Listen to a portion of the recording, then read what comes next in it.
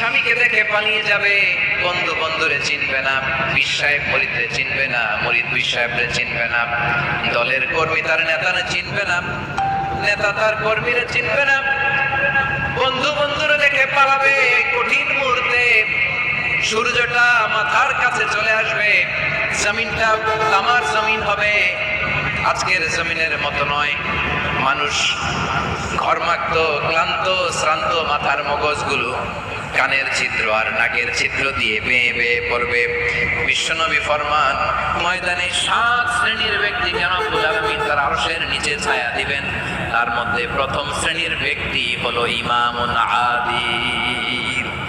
ইমামুন আদিল, ন্যায়পরায়ণ শাসক, যে ইনসাফের সাথে বিচার করে।